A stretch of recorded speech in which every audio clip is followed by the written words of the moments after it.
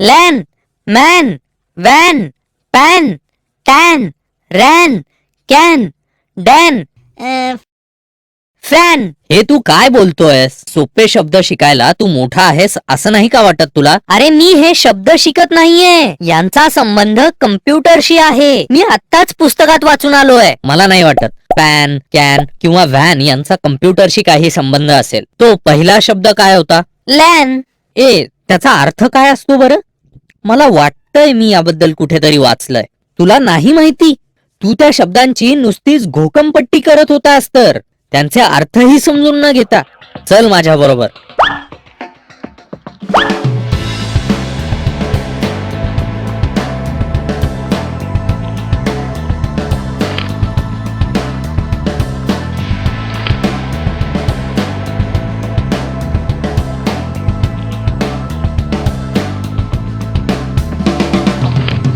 मला कळालं आहे काय आहे हे. खरं का? मग मला लॅन, मॅन, वॅन समजवायचे कष्ट घेशील? तुला खरंच ऐकायची इच्छा आहे का? हो आहे ना. तुला माहितीच आहे की सीडचे विद्यापीठ किंवा बहुतेक मोठी ऑफिसेस यांमधील कम्प्युटर्स हे एकमेकांशी नेटवर्कच्या साह्याने जोडले गेलेले असतात.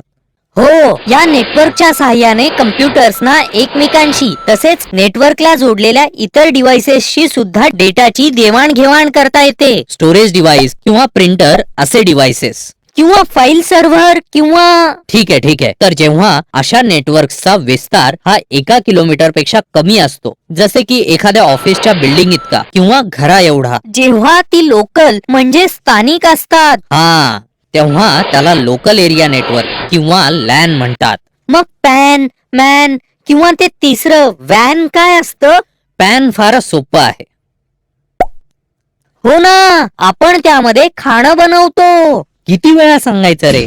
सध्याच्या काळात कम्प्युटर आणि सेलफोन किंवा हेडफोन आणि सेलफोन किंवा 2 PDA यांच्यामध्ये नेटवर्क तयार केले जाते. अशी नेटवर्क्स ही वैयक्तिक स्वरूपाची आणि खूप लहान अंतरापर्यंत मर्यादित असतात.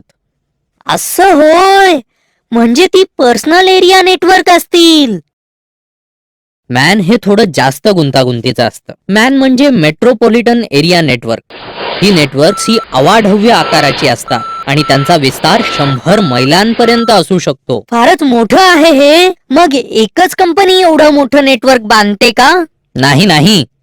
बहुतेक वेळेला एकमेकांबरोबर काम करणारी आणि एकमेकांची नेटवर्क्स मधील साधने वापरणारी वेगवेगळी ऑर्गनायझेशन्स एकत्र येऊन मॅनची बांधणी करतात. तू जे म्हणालास ते मजेशीर वाटलं. वेगवेगळी ऑर्गनायझेशन्स एकत्र येऊन मॅनची बांधणी करतात. मस्करी नको मिरी.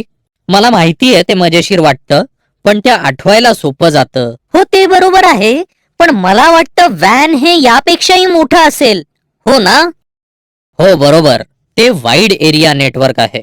याचा अर्थ वॅनचे नेटवर्क हे 100 मैलांपेक्षा देखील मोठं असतं का? म्हणजे याचाच अर्थ इंटरनेट हे एक वॅन आहे जे अनेक मॅन पासून बनलेले आहे. बरोबर मिरी. मायक्रोवेव्ह तरंग आणि उपग्रह यांच्याबरोबर फायबर ऑप्टिक केबल्स यांच्यासारख्या विविध तंत्रज्ञानांचा वापर करून ते खूप लांब अंतरापर्यंत युजर्स पर्यंत पोहोचते. थांब जरा, मला उजळणी करू दे. लॅन म्हणजे लोकल एरिया नेटवर्क. पॅन म्हणजे पॅन नसून पर्सनल एरिया नेटवर्क असते. मॅन याचा अर्थ माणूस नसून मेट्रोपॉलिटन एरिया नेटवर्क आहे. आणि वॅन हे मोठं नेटवर्क असतं, फार फार मोठं. इंटरनेट हे एक प्रकारचे वाईड एरिया नेटवर्क आहे. अगदी बरोबर मिरी. फारच छान.